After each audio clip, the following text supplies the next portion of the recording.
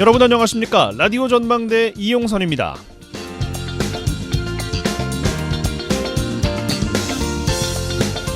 역사적 인물에 대한 흉상과 공원 조성에 관련된 논란이 대한민국 전역을 뒤흔들고 있습니다. 먼저 홍범도 장군이죠. 육군사관학교의 홍범도 장군 흉상 이전 계획에 대해서 며칠째 논란이 이어지고 있어요. 이어서 국방부 청사 앞에 설치된 홍범도 장군 흉상에 대해서도 역시 같은 논란이 이어지고 있는데요. 지난 26일이었습니다. 국방부는 자유민주주의와 대한민국을 수호하는 육사의 정체성을 고려할 때 소련 공산당 가입 및 활동 이력 등 여러 논란이 있는 분을 육사에서 기념하는 것은 적절하지 않은 걸로 평가됐다라면서 육사에 설치된 홍범도, 지청천, 이회영, 이범석, 김좌진 등 독립운동가 5명의 흉상을 철거 및 이전하겠다 이렇게 밝혔습니다. 광주에서는 항일운동을 했던 정율성 음악가에 대한 논란이 이어지고 있어요. 광주시가 정율성을 기리는 역사공원 조성 사업을 추진하고 있는데 국가보훈부 박민식 장관이 최근 지역을 찾았습니다. 호남학도병의 성지인 전남 순천역을 찾아서 국가의 품격은 누굴 기억하는가에 달렸다며 정율성 공원 건립에 전면 철회를 촉구했습니다.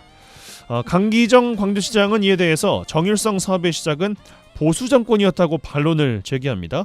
1988년 노태우 대통령이 한중 우호를 위해 정율성 선생의 부인을 초청한 것을 시작으로 김영삼 대통령 시절에는 정율성 음악회가 열렸고 박근혜 대통령은 중국 전승절 기념식에 참석해서 정율성 음악으로 꾸민 퍼레이드를 참관한 사실을 언급하기도 했습니다. 누굴 기억하는지 물론 중요하겠습니다만 어떤 시점에 누굴 어떻게 기억해야 하는지에 대한 고민이 종합적으로 이루어져야 할 것이고요. 누군가의 의식에서만 해석이 되는 것은 더더욱 지양이 돼야겠죠. 같은 보수 정권 하에서도 역사적 인물에 대한 해석이 갈리는 것을 정치 진영을 떠나서 어떻게 이해해야 좋을지 국민들 다소 헷갈리시지 않을까 싶습니다. 오늘 라디오 전망대가 준비한 소식입니다. 지역 소식들 뉴스 브리핑 통해서 들어보고요. 매주 화요일 코너 언더독 문화산책 이어집니다. 잠시 후에 뵙죠.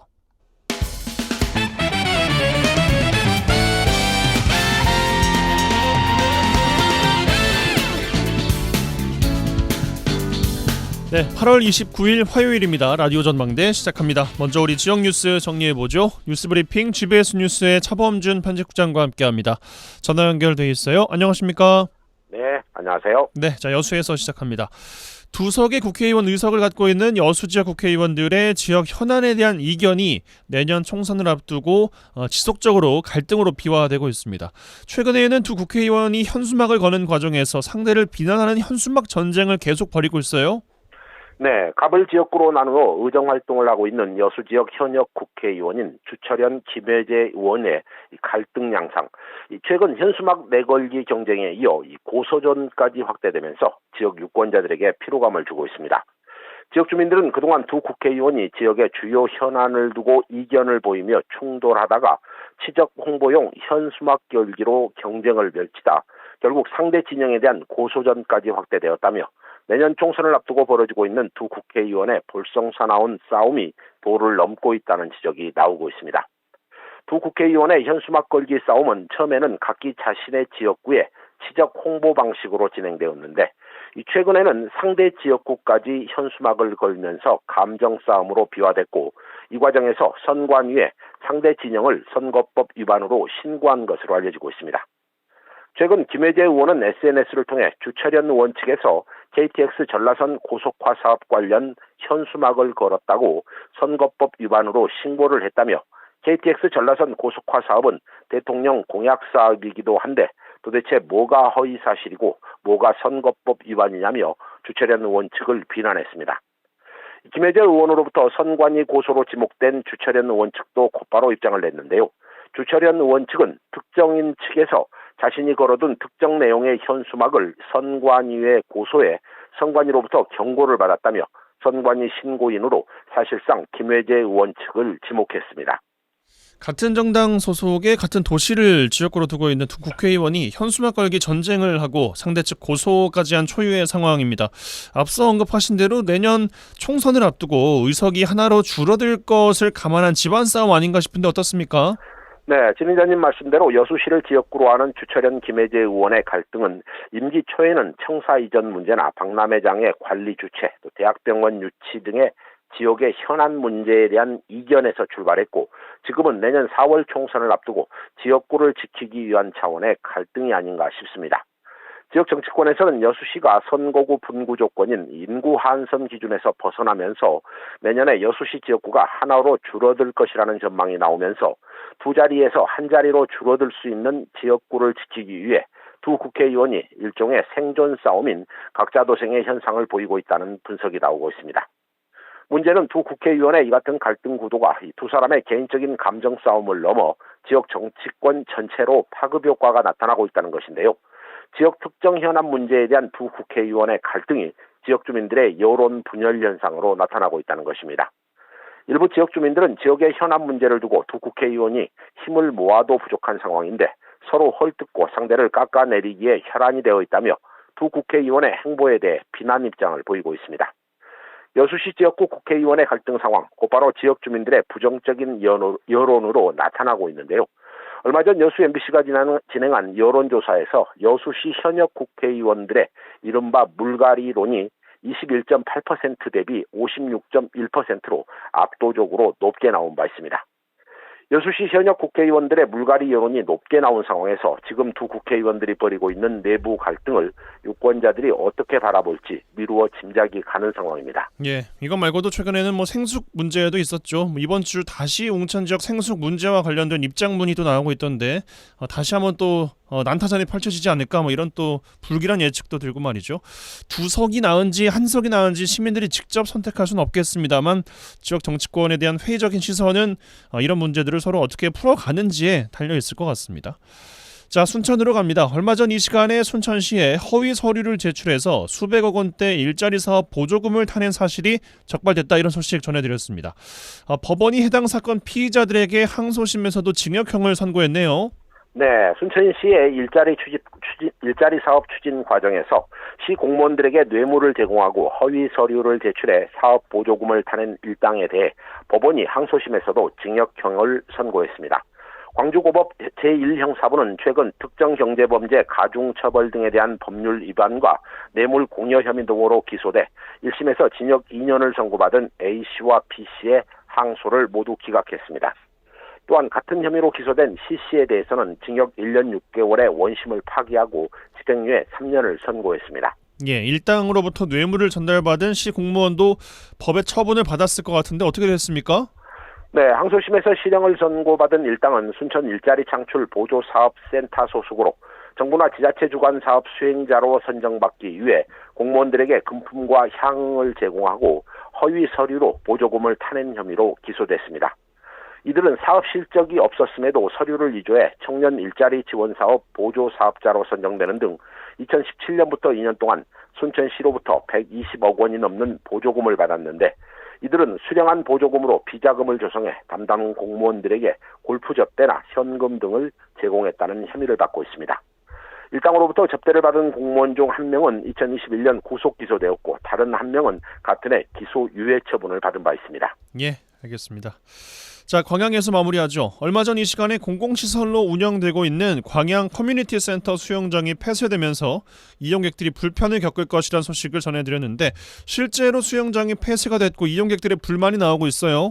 네, 지난 2월 임대료 논란으로 운영자를 찾지 못하고 이 광양 커뮤니티 센터 수영장이 폐쇄되면서 해당 시설을 이용해온 이용자들이 불편을 호소하고 있습니다. 해당 시설을 이용해온 주민들은 도심에 위치한 수영장이 폐쇄되면서 도심에서 떨어진 이 성황 스포츠센터 수영장을 이용해야 되는데 이 성황 스포츠센터 수영장에는 셔틀버스가 없어 자차를 이용하는 주민들은 불편이 없지만 운전을 할 수 없는 도심의 노약자들은 시설 이용에 불편을 호소하고 있습니다. 주민들은 기존 종마동 커뮤니티 수영장을 이용해온 이용객들 중 상당수가 이 셔틀버스를 이용하는 어린이들이나 노약자들이 포함되어 있는데 시설이 폐쇄되면서 더 이상 수영장을 이용할 수 없게 됐다며 광양시의 대책 마련을 촉구하고 있습니다. 도심에 있는 수영장이 문을 닫으면서 노약자들의 불편을 겪고 계신 것 같습니다. 주민 불편 호소에 대해서 광양시 어떤 입장입니까? 네, 도심 수영장이 문을 닫자 그동안 종마동 노인복지관과 커뮤니티 수영장을 이용해온 지역 어르신들이 가장 큰 불편을 겪고 있는데요. 이 지역의 노인들은 오전에 노인복지관을 이용하고 오후에 셔틀버스를 이용해 수영장을 찾았는데 이 수영장이 문을 닫아 거리가 떨어진 곳에 위치한 성왕 수영장을 이용할 수 없다며 광양시에 셔틀버스 운행을 바라고 있습니다. 지역 주민들의 셔틀버스 배차 요구에 대해 광양시는 아직 셔틀버스 운영은 고려하지 않고 있다는 입장으로 광양시는 중마동에서 성왕 수영장을 오가는 기존의 시내버스 노선이 많아 따로 셔틀버스 운행을 검토하지 않고 있다고 밝히고 앞으로 이용객들의 추이를 살펴서 문제점을 종합적으로 검토하겠다는 소극적인 입장을 보이고 있습니다. 예, 알겠습니다. 뉴스브리핑 GBS 뉴스의 차범준 편집장과 함께했어요. 고맙습니다. 네, 고맙습니다. 매주 화요일 그들의 이야기가 수면 위로 올라옵니다. 탑독이 되는 그날까지 언더독 토론. 매주 화요일 전남 동부권 언더독들의 핫한 토론, 언더독 토론 시간입니다. 오늘도 두 분과 함께 할 텐데요. 한 분씩 소개해드리죠. 이상우 전 여수시의원 함께합니다. 어서 오십시오. 반갑습니다. 이상우입니다. 네, 순천시의회 이봉남 의원 함께합니다. 어서 오십시오. 네, 반갑습니다. 순천의 큰딸 이봉남입니다. 네, 어떻게 또 지내셨는지 근황 여쭤보겠습니다. 먼저 이봉남 의원님. 네, 저는 어제가 8월 28일이죠. 네. 순천에서는 아주 기억해야 할 날인데 순천에서요? 예, 순천의 8.28 수해라고 있습니다. 이게 1962년 8월 27일 오후 5시부터 내린 비가 거의 집중 폭우로 변해서 순천시 한 3분의 2가 침수됐던 해가 1962년인데요. 62년에 네. 그런 일이 있었어요. 네네, 아주 지금 오래된 재해인데 그때 당시에 224명의 사망자가 발생을 했고요. 어마어마했군요. 그렇죠. 예, 13,964명의 수재민이 발생을 해서 사실 국가 차원에서 큰 재난으로 그때 기록이 되어 있고 그 이후에 이제 순천에 동천에 보면 제방들이 다 이렇게 쌓였고 또 뭐 A지구, B지구, C지구에서 이렇게 관리가 또 다 되고 있는 거죠. 네, 그런 역사적인 날이 있습니다. 그런데 이제 8.28 수해 위령제와 문화제를 한 14년 동안 이렇게 하고 있는데 올해가 그 14회째가 되는 해거든요. 예. 그래서 그때 이렇게 목숨을 잃었던 영령들을 위로하고 또 문화제를 이렇게 하는 위령제와 문화제가 어디에 있었어요. 근데 해필 또 그 위령제 지낼 때 폭우가 쏟아져가지고 그러니까요. 조금 어제 늦췄는데 제 지내려고 할 때 비가 다행히 그쳤어요. 그래서 또 제 지내고 있는 주변으로 그 호랑나비, 이 나비가 좀 이렇게 와서 이렇게 뭐 다니더라고요. 그래서 굉장히 그 위령들에게 좀 오늘 좀 달래준 어떤 그 의미 있는 날이었어요. 네, 어제 거기 참여했다가 이제 그 위령탑이 조금 이렇게 도로 한켠에 있어서 이거를 좀 제대로 다시 한번 조명을 하고 좀 좋은 장소, 의미 있는 장소로 인근으로 다시 한번 이걸 좀 옮겨야 되지 않겠는가 이런 지금 그 제안들이 계속 들어오고 있거든요. 그래서 시와 지금 의회가 이걸 준비를 하고 있는데 이제 유족들을 좀 같이 이렇게 참여를 하고 좀 찾아서 좀 의미 있는 일들을 해보려고 하고 있습니다. 어제 그 의미 있는 자리에 좀 다녀왔습니다. 예, 그런 일이 있었군요. 네. 알겠습니다. 이상호님 어떻게 한 주 보내셨어요? 그 지난 수요일 날 그 여수시 YMC 있거든요. YMC의 여수시 의회를 모니터링하는 단체가 있는데 그 쿤 모닝단이라고 거기서 전창권 전 의장님하고 저를 초청해가지고 한 간담회에 좀 참여를 했습니다. 근데 지난주에 또 예고도 하셨었어요. 예. 거기서 이제 어떻게 하면 여수시의회를 좀 더 슬기롭게 모니터할 수 있는가 이 부분에서 얘기 좀 해주시라고 가감 없이 많은 이야기 하고 왔습니다. 어떻게 모니터를 해야 잘 하겠다고 이야기해 주셨어요? 이게 일단 인기 영합성 발언하신 분들은 걸러 내야 된다. 근데 그는 이미 알고 계시더라고요. 이제 본인들이 너무 오래 하다 보니까 예. 두 번째로 노하우가 또 쌓이셨겠죠. 예, 이분들이 직접 참여하시는 게 아니고 모니터로 보시더라고요. 생방송으로. 그러다 보니 거기 보면 발언하는 의원 외에는 어떤 의원들이 계신지 모르거든요. 옆에서 뭐 딴짓을 하고 계시는지 잘 듣고 이사 가시고 계시는지. 뭐 이런 의원들이 많이 계시거든요. 그래서 이번에는 꼭 그 상단에다가 전체 화면을 좀 모니터링할 수 있도록 전체 화면을 좀 띄워주시라고 이런 부탁을 좀 하시라고. 그리고 이분들이 본회의장 모니터링 안 하셨더라고요. 근데 실질적으로 위원회실보다는 본회의장이 더 중요하거든요. 예. 안건심이나 그리고 뭐 시정질 이런 부분도 의원들한테 평가를 하시고 좀 어떤 개별 의원들의 평가 말고 전체 의원들 26명 전체에 대한 평가를 좀 해주시라. 뭐 저도 뭐 평가가 별로 좋지 않았었거든요. 그 위원회에서는 제가 발언을 많이 안 하지만 본회의장에서는 발언을 많이 했는데 본회의장에서 이 모니터는 안 하시다 보니까 그래 전체 의원들에 대한 평가를 좀 해주시라고 이런 부탁을 했습니다. 예, 더 까다롭게 이 모니터가 되면은 이거 다 의원님 때문 아니에요. 또 나중에 또 이런 볼멘 소리 들으시는 거 아니겠어요? 아니 의회의 역사를 보면은 지금 그 위원회실 생방송도 그때 반발이 심했었거든요. 의원들 중에서. 그때는 저는 이제 젊은 논에 속하다 보니 저는 찬성을 했었고요. 계속 역사 계속 개선해 가는 과정 아니겠습니까? 그래서 이런 부분도 꼭 필요하다고 봅니다. 그 언더독 이거 라디오도 많이들 들으신다면서요? 예, 그 이야기 빠졌네요. 예. 그 이야기를 좀 해주셔야지. 예, 아이코 우리 노단장님께서 즐겨 듣고 계시더라고요. 예. 그러면서 그 말씀을 해주시더라고요. 그 이상호 해놓고 위에다가 라디오 전망대를 그 앞에 모음 있지 않습니까? 네. 거기를 딱 떼놨더라. 라디오 전망대를. 이상호 하면은 라디오 전망대다. 또 언더독이다까지 이야기하시더라고요. 이상호 하면은 라전이 됐다. 벌써 이렇게까지 됐습니까? 예, 언더독도 제가 더 설명해드리고 이런 것도 있었습니다. 그렇군요. 많이 들으시더라고요. 더 열심히 하겠습니다. 네. 예. 자, 알겠습니다. 제가 드리는 주제부터 해서 두 분의 주제까지 이번 주도 세 가지 이야기 해볼 텐데요. 시간이 되는 데까지 한번 나눠보죠. 앞서 오프닝에서도 언급을 제가 했습니다만 이번 정부 들어서 역사 인식에 대한 이야기가 조금씩 나오고 있는 최근인 것 같습니다. 2년 차에 들어섰는데 역사 바로 세우기를 통한 국가 정체성 확립에 힘을 쏟고 있는 양상이에요. 대표적인 것이 독립운동가로 우리는 배웠습니다. 홍범도 장군 흉상을 육사에서 이전하겠다, 국방부 청사에서 이전하겠다 이런 계획을 최근 내놓고 있고 또 광주시가 추진하고 있는 정율성 음악가 역사공원 추진에도 제동을 걸고 나섰습니다. 어떻게 보고 계신지 궁금한데 먼저 이봉남 의원께 드리겠습니다. 네, 참 안타까운 일이죠. 네, 흉상을 만들고 또 철거하고 이전하고 이런 굉장히 단순한 일은 아니거든요. 예. 한 나라의 어떤 뿌리나 대한민국의 정체성을 건드리는 굉장히 심각한 문제라고 저는 생각을 하는데요. 다 아시다시피 홍범도 장군 하면 봉오동 전투, 청산리 전투를 이끈 한마리 의병 투쟁 의병장으로 다 알고 있잖아요. 그리고 중요한 민족 단체 지도자로 활동을 했고 또 일본군이 두려워하는 독립군 대장 홍범도 이렇게도 지금 알려져 있고 평생 동안 항일 투쟁 그리고 부대원이나 일반 민중들에게 존경과 사랑을 듬뿍 받았던 의병장이자 독립군 대장이자 또 지도자로서 사실 다들 알고 있고 그런 차원에서 지난 보수 정권 때도 특히 1962년 박정희 정부 때 항일 무장투쟁 공적 인정받아서 대통령장 훈장도 주소를 했고 그랬죠. 네, 그다음 노태우 정부 때는 홍범도 장군 유해를 국내 봉환하려고 시도도 했었던 걸로 알고 있거든요. 그리고 그 180톤급 잠수함도 홍범도함이라고 이름을 붙여가지고 네. 붙인 것도 2016년에 박근혜 정부 때인데 이런 보수 진보 정권을 떠나서 모두가 이 홍범도 장군의 공적을 다 이렇게 검증해서 높이 기렸고 여야 구분 없이 다 독립투사로 인정하셨던 분 아닙니까?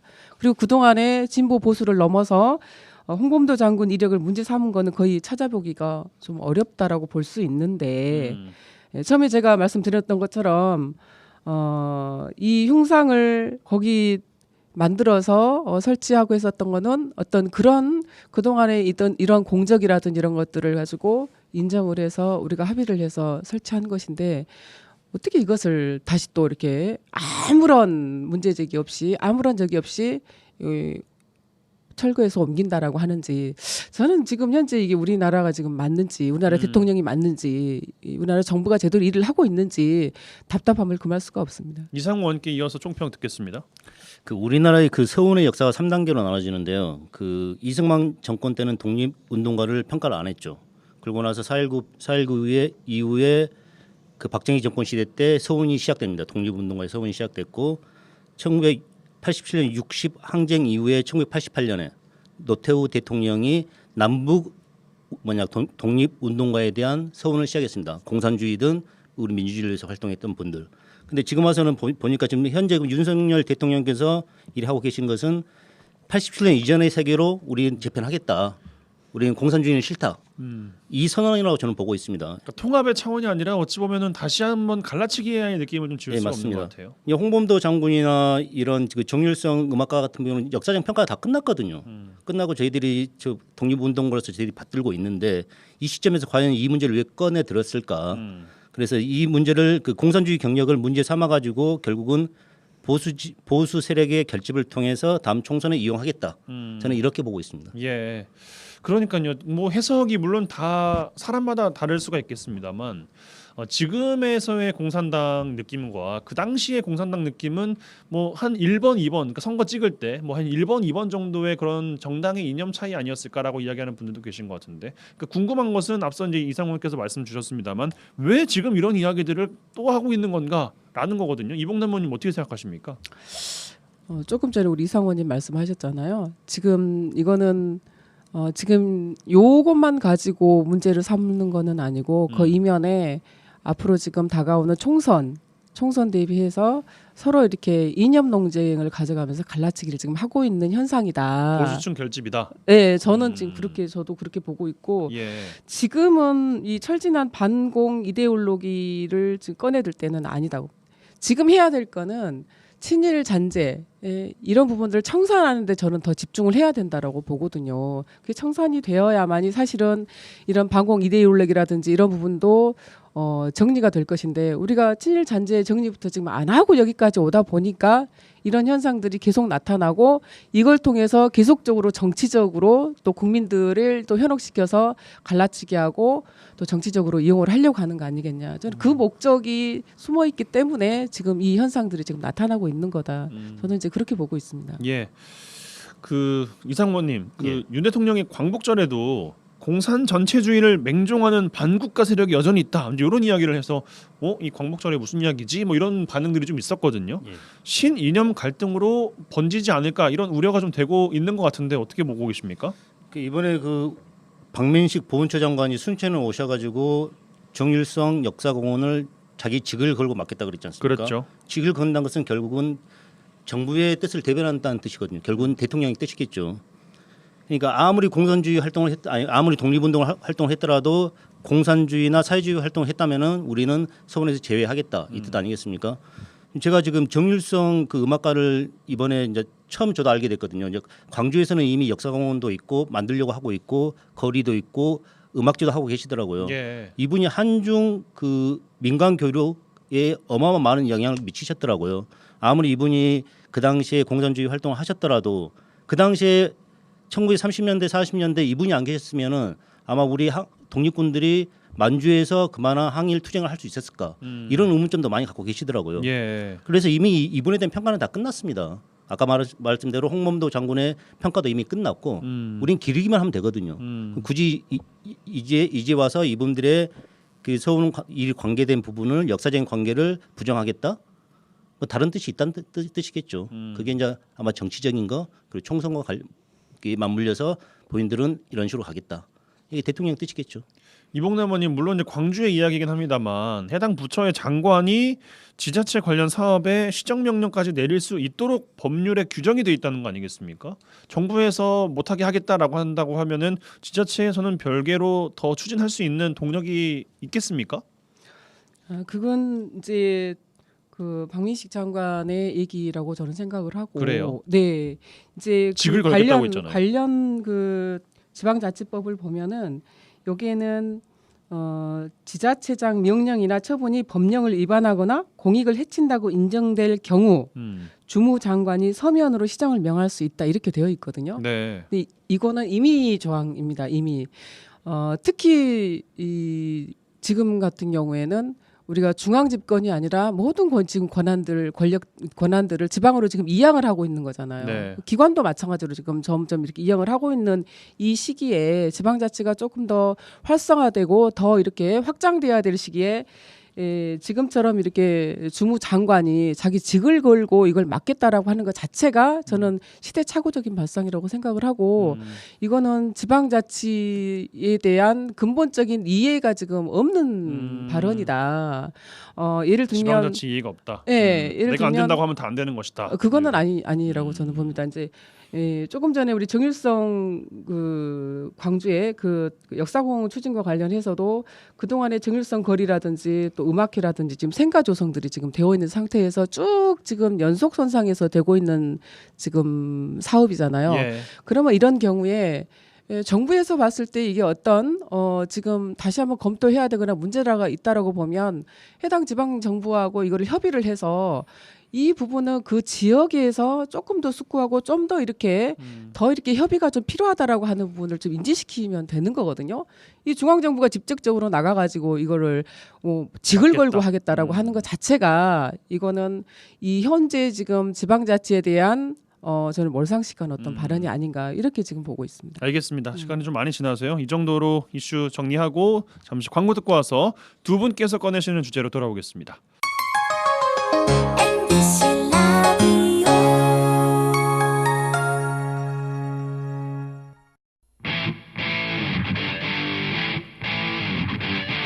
젊고 당찬 시사 생활밀착 뉴스 이용선의 라디오 전망대. 여수 MBC 라디오 전망대 함께하고 계십니다. 매주 화요일 코너 언더독 이상우 전 여수시의원, 순천시의회 이봉남 의원 두 분과 함께하고 있습니다. 자, 두 분이 꺼내시는 주제 바로 들어가 보죠. 여수 이상우 의원님 어떤 주제 꺼내시겠습니까? 결국 8월 24일 일본은 후쿠시마 원전 오염수를 바다로 방류를 시작했습니다. 미국과 대한민국 정부의 동의하에 앞으로 30년 동안 원전 오염수를 바다에 방류한다고 합니다. 여수 지역 경제의 한 축인 수산업이 붕괴될 것이라는 공포가 확산되고 있고 곧 현실화될 것이라는 우려도 있습니다.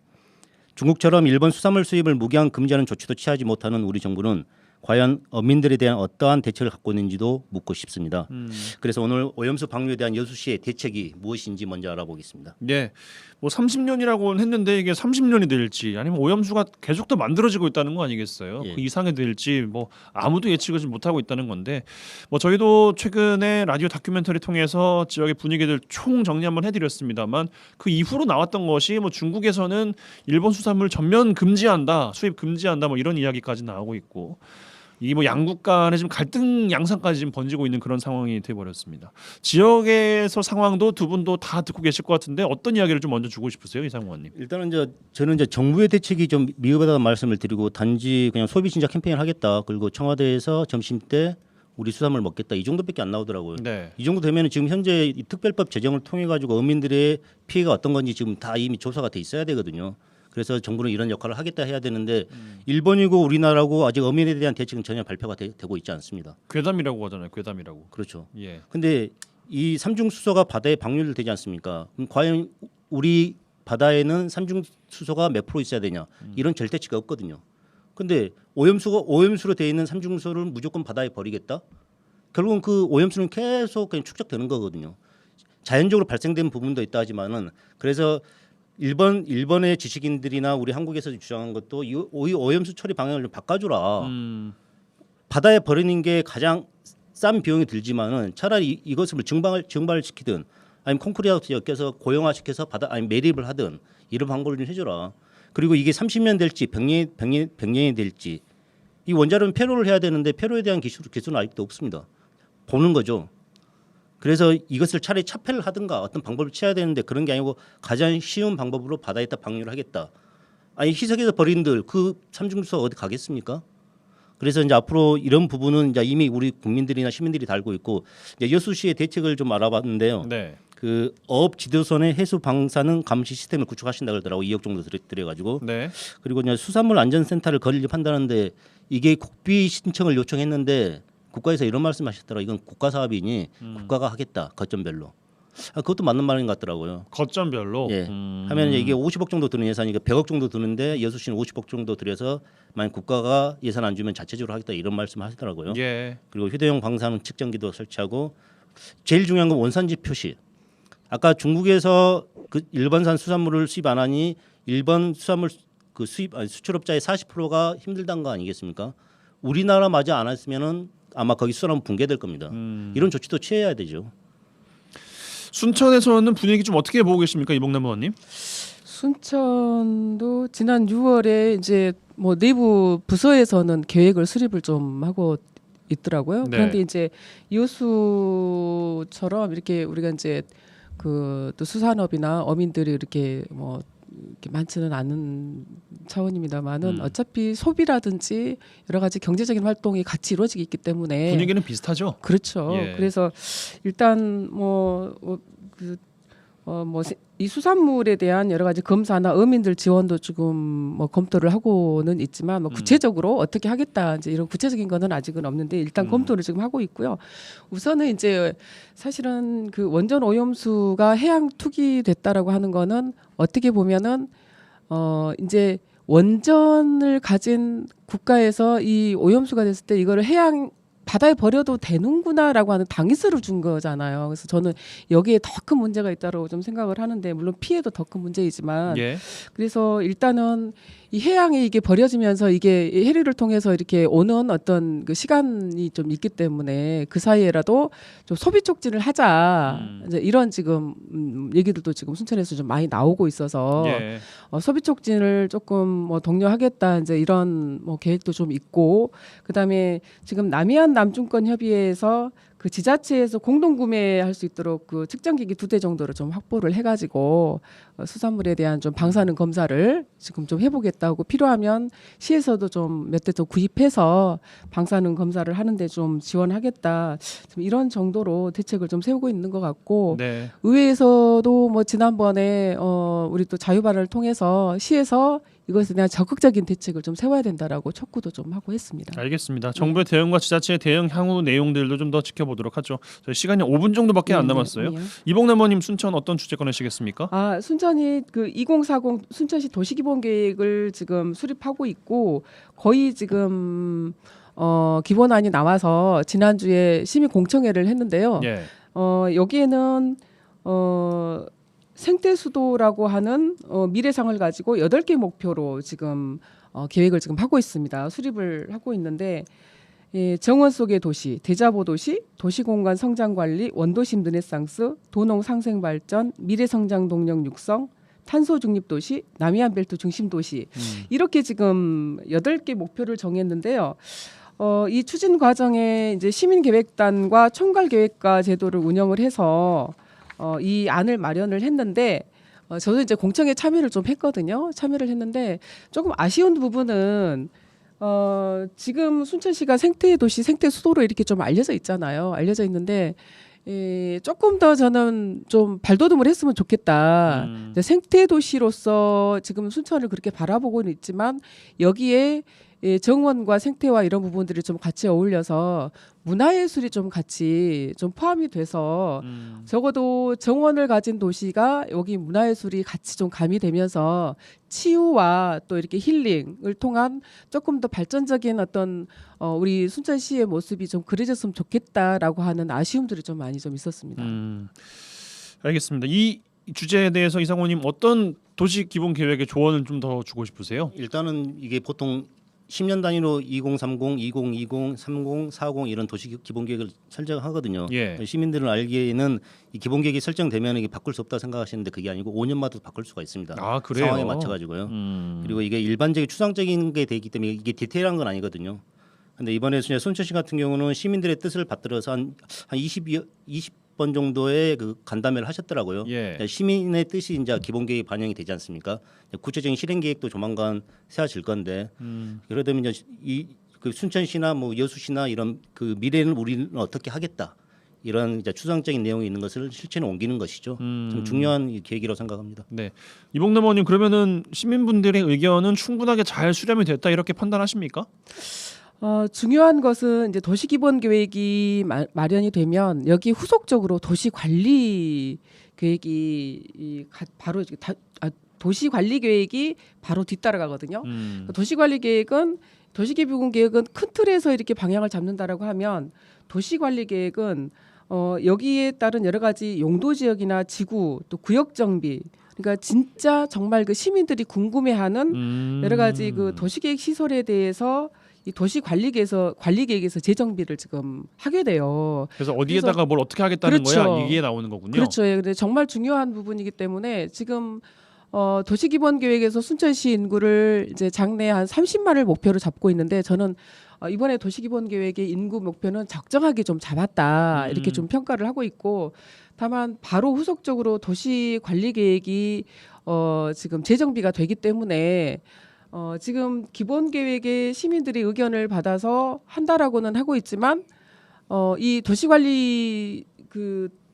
도시관리계획은 또 공람 정도로 하고 그치는 경우가 많거든요. 그러니까 조금 전에 말씀드렸던 여러 가지 본인들의 재산권이라든지 또 정말 궁금한 부분들에 대해서 관리 계획에 담게 되는데 이 부분에 대한 시민들의 참여라든지 또 홍보라든지 이런 것들이 좀 부족하게 되면 이 시기를 놓치고 또 5년이 좀 지나가게 되고 이렇게 되기 때문에 이 기본 계획에 따른 시민들 여러 가지 의견이라든지 또 이런 걸 접수를 하고 받고 있지만 지금보다 조금 더 시민들에게 도시관리계획 그리고 도시기본계획에 대한 시민 참여 이걸 조금 더 적극적으로 할 필요가 있다라고 생각합니다. 근데 지금 시에서는 뭐 시민계획단이라든지 또 총괄계획과 제도를 운영해서 하고 있다라고는 하지만 제가 이번에 그 전반적인 안을 좀 봤을 때는 좀 부족하다. 그래서 관리계획이 바로 후속적으로 따라오기 때문에 지금보다 조금 더 적극적인 시민 홍보가 좀 필요하다 이렇게 좀 보고 있습니다. 알겠습니다. 과연 시민들의 참여가 관리 계획에 더 반영이 될지 여부까지 지켜보시면 좋을 것 같습니다. 이번 주는 이 정도로 마무리를 하죠. 저희가 앞에서 이야기를 좀 많이 했더니 뒤에 주제에 대해서는 시간이 좀 충분치 않았던 것 같습니다. 자, 언더독 이 시간 이렇게 마무리하죠. 이상우 전 여수시의원, 순천시의 이봉남 의원 두 분과 함께했어요. 두 분 고맙습니다. 감사합니다. 네, 감사합니다.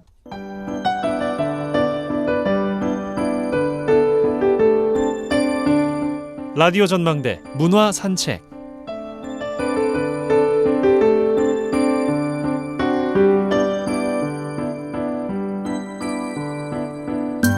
문화산책 시간입니다. 김지연 리포터 나와 계세요. 어서 오십시오. 안녕하세요. 네. 자, 이번 주에 어떤 분 만나고 오셨습니까? 네, 바리톤 이중현 씨를 만나봤는데요. 여수의 문화예술인들과 여수만의 이야기 또 1948 그날의 노래를 주제로 기획 공연을 마련했다고 해서 찾아가 봤습니다. 그동안 쌓아져왔던 여수의 문학작품들에 여수 작곡가의 음악을 얹어서 청년 예술가들의 연주와 함께 무대를 꾸미게 됐는데요. 9월 1일 예울마루 대극장에서 이 지역의 아픔을 위로한 공연 마련됐습니다. 이야기 들어보시죠. 네, 안녕하세요. 성악가 바리톤 이중현입니다.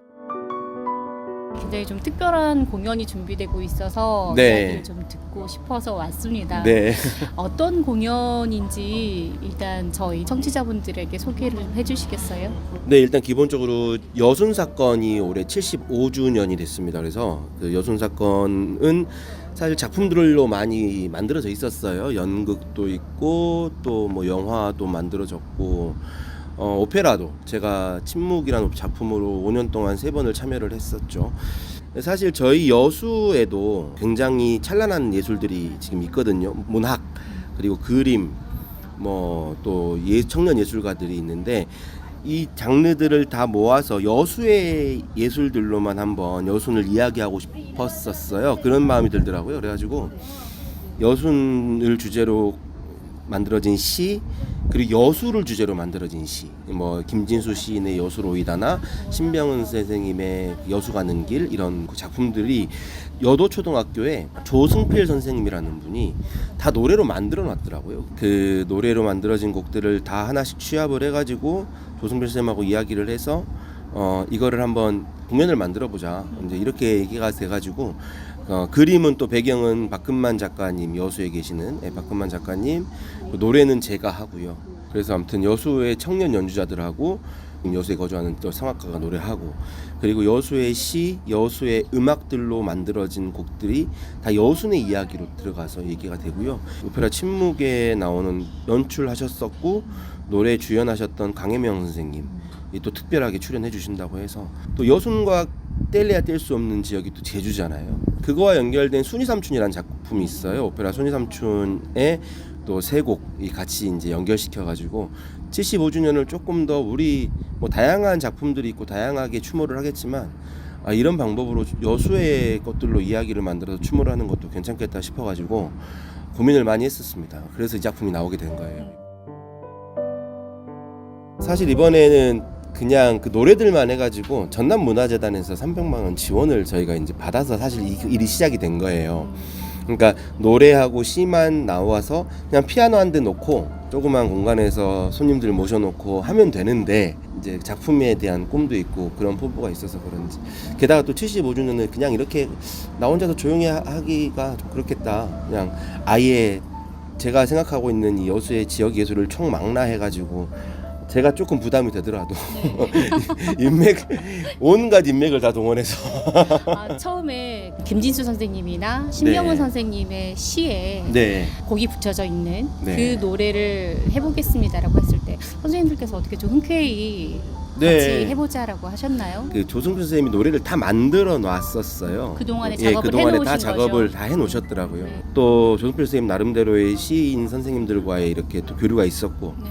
그렇잖아요. 이 지역에 있으면서 지역의 예술들이 빛나지 못하고 그냥 소모되어 가는 경우들이 되게 많았는데 그런 부분들을 아껴서 기록으로 남겨보고 작품으로 한번 올려보겠습니다라고 했을 때 그 생각을 해주는 게 너무 감사하다고 저한테 말씀을 해주셨어요, 선생님들이. 그래서 이거 진짜 잘 만들어야겠구나 그런 생각도 사실 크게 많이 했고, 이번에 제주도에서 오는 테너 김신규 선생님이나 소프라노 강혜명 선생님, 그리고 일부를 반주해 주시는 유신열 선생님 같은 경우도, 특히 소프라노 강혜명 선생님 같은 경우는 제주 4.3 유족이세요. 여순의 이야기와 제주의 이야기를 예술적으로 풀어가는 걸 굉장히 또 귀하게 생각하세요. 침묵을 갈라로 올려보겠습니다. 그리고 순이 삼촌도 함께 하고 싶습니다. 그랬더니 정말 너무 흔쾌히 함께 하자고 참여해 주신다고 했고, 또 김신규 선생님 같은 경우도 제주 순이 삼촌 주역 가수로서 활약을 하셨던 분인데 그분도 같이 피아노 쳐주는 유신열 선생님도 순이 삼촌 음악 코치였어요. 제가 참 운이 좋은 거죠. 그 좋은 분들과 정말 또 여수의 좋은 선생님들과 제가 참 뭐라고 이렇게 다 저한테 이렇게 해주시는 거 보니까 공감해 주시고 같이 참여해 주시는 게 너무 감사하더라고요. 저도 되게 뿌듯하게 생각하면서 그래서 더 책임감 가지고 작업을 좀 하고 있는 것 같아요. 준비를.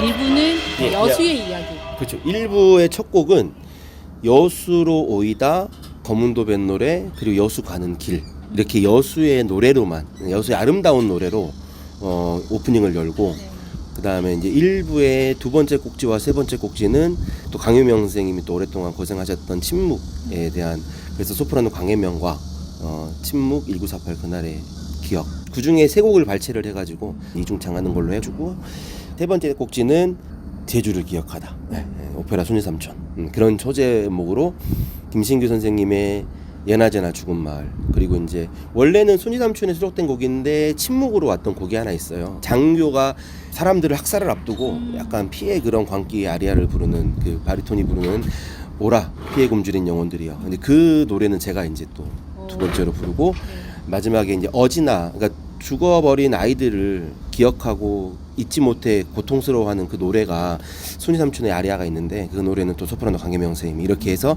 세 곡을 또 세 곡지로 나눠서 1부는 그렇게 저희가 진행을 하고요. 선곡도 그림이 싹 그려지게끔 구성을 하신 것 같아요. 네. 그럼 2부는 또 어떻게 매력이 싹 달라지나요? 2부는 이제 세팅이 달라집니다. 네. 1부는 약간 정통적인 클래식 공연이었다고 좀 생각을 하시다 보면은, 이제 2부는 일단 락밴드들 같은 아주 웅장한 이 세션 7 청년, 여수의 혈기왕성한 청년 세션 7명이 무대를 이제 준비를 할 거고요. 진혼이라는 곡으로 저희가 이제 오프닝을 하는데, 저하고 테너 김신규 선생 이중창을 합니다. 근데 거기는 이 노래는 일단 그 원혼들을 좀 달래는 그런 노래로 좀 웅장하게 이제 시작을 하고요. 그 다음에 이제 두 번째 곡은 그 시대를 살아가셨던 한 분의 이야기를 좀 할 거예요. 송욱 선생님이라고 여수 요즘 교장 선생님이 계셨는데, 독립운동을 하시다가 서대문 형무소에도 가셨었고, 그리고 여순 사건 당시에 교장 선생님을 재직을 하시다가 그 만국회의, 만인 그런 회의 같은 게 있었잖아요. 근데 그 회의 때 주동자로 낙인 찍히셔가지고 실종이 되십니다. 송옥 선생님의 수차에는 늘 별과세계라는 시가 적혀 있었어요. 윤공강 선생님이 이제 쓰신 그 시인데 그 시를 늘 본인의 운명을 미리 예견하듯이 이렇게 그 시를 늘 써갖고 계시더라고요. 만약 내가 속절없이 죽어 어느 고요한 풀섬에 묻히면, 이 노래로 이렇게 시작을 해요. 근데 그거를 또 조승필 선생님이 작곡을 해놨더라고요. 그래서 그 송옥 선생님의 이야기를 풀어가면서 별과세 얘기를 이제 부릅니다. 그리고 제가 이제 계속 그때부터는 제가 이제 계속 노래를 하는데, 세 번째, 네 번째, 다섯 번째 곡은 이제 그날의 현장을 좀 보여드리고 싶었어요. 뒤에 배경엔 다 박금만 선생님의 그림이 배경화면으로 이용이 되고요. 세 번째 곡 제목이 이제 보이지 않는 총탄.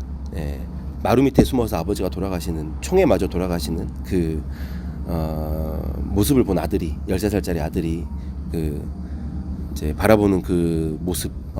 보이는 총탄은 아버지 이마에 박혔는데 보이지 않는 총탄은 13살짜리 내 가슴에 박혔다. 이런 내용이 있는 거고, 그 다음에 이제 네 번째 곡은 순의 푸른 눈동자.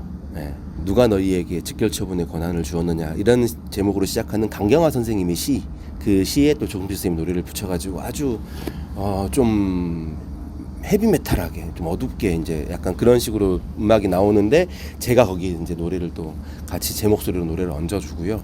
그날의 현장이 끝나면 완전히 분위기를 바꿉니다. 그 원원들을 좀 더 달래주고, 그분들을 또 유족들을 기억하면서 앞으로 또 기억하고, 그 기억으로 여수를 조금 더 아름답게 만들어가는 그런 마음들로 다 오셨지 않을까, 저 그 생각을 하거든요. 그래서 여수라는 시예요. 여수라는 시인데 아름다운 서정적인 선율로 만들어진, 그 이제 뒤에 있는 배경이 박금만 선생님이 그 철갑을 입을 여인이라는 배경이 있어요. 그 배경들을 가지고 여수를 살고 있는 우리의 모습이 되었으면 좋겠다, 그런 마음을 담아서 그리움이 있고 아름다움이 있고, 앞으로 이 밝아진 해맑음이 있는 그런 여수로 기록하고, 또 그 기록이 아름다움으로 남기를 바라는 마음으로 여수로 오라. 마지막 무대는 또 우리 이 공연에 참여했던 모든 출연자들과 모든 시인들, 작곡가, 그리고 박금만 선생님까지 함께 무대에 올라오셔서 감사의 마음도 좀 표하고, 이렇게 마무리를 그렇게 짓는 공연으로 제가 기획을 했습니다.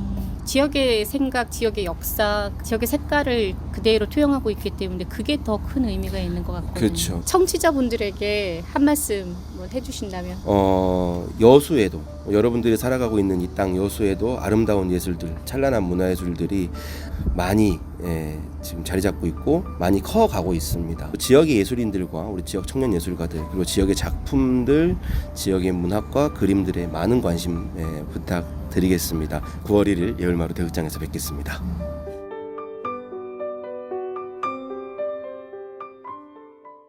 My ass gonna be on this record.